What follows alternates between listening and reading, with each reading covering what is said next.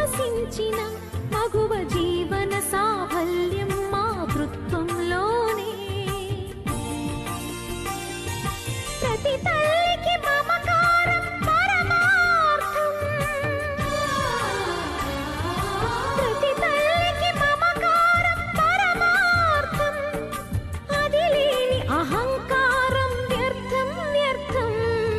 కరుణించే ప్రతి దేవత అమ్మే కదా, కడుపు తీపి లేని అమ్మ బొమ్మే కదా, రాతి